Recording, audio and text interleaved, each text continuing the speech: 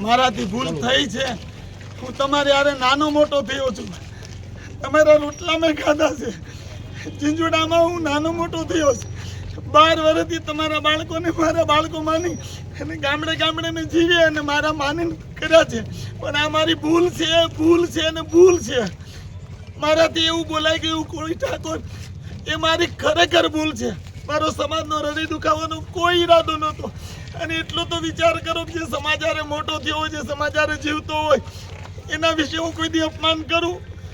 મારા હૃદયમાં કોઈ આપણા સમાજ માટે કોઈ એટલે કોઈ એવો ભાવ નથી કે હું આપણા સમાજને ક્યારે નીચો કહું કે હલકો કહું। તમારા આપણા સમાજને નીચો કહેતા પહેલાં હું હલકો પડું, કારણ કે હું તમારી હારે થાળીમાં ખાઈને મોટો થયો છું। અને અહીંના બધા ઝીંઝુડાના સાવરકુંડલાના બધા ઓળખે છે મને કે 12 વર્ષથી હું ગામડે ગામડે કથા કરી મારા બાળકોને મૂકી અને એક વિદ્યાલય ચલાવું છું।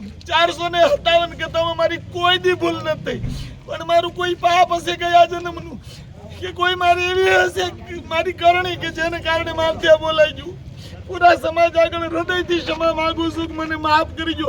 અને મને ખબર છે, મને પૂરો વિશ્વાસ છે, આજ નહીં તો કાલ આ સમાજ હૃદયનો ભોળો છે અને માફ કરશે અને માફ કરશે।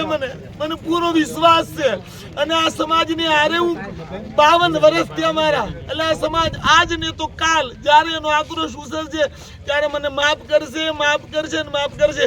અમારો ભરોસો છે, મને પૂરો ભરોસો છે। મારા કોણી ઠાકોર સમાજ માટે જેને હારે હું મોટો થયો હોય, આટલું મેં 20 વર્ષથી સેવા કરી હોય, મારે એક ભૂલ થઈ તો મારો સમાજ મને માફ ન કરે, અને તમે માફ નહીં કરો તો કોણ કરશે? કાલ મારું વિદ્યાલય બંધ થઈ જાય, મારા સમાજના 58 થી 60 બાળકો ભણે છે, એ બધા ક્યાં જશે? 108 બાળકો ભણે છે।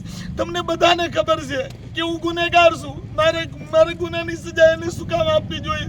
એટલે હું સમાજ આગળ વ્યાસપીઠેથી નહીં, જ્યાંથી માફી માંગવા તૈયાર છું। પૂરા સમાજ આગળ માફી માંગવા તૈયાર છું।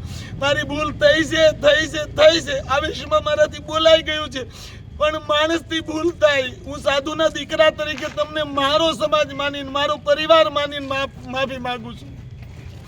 બસ બહુ મેં હૃદય દુખાયું તમારું બધાનું, આટલા બધાનું, પૂરા સમાજનું, આખા બધા મારે રાધા બેઠા છો, પૂરા ગુજરાતના પરિવારનું મેં હૃદય દુખાયું।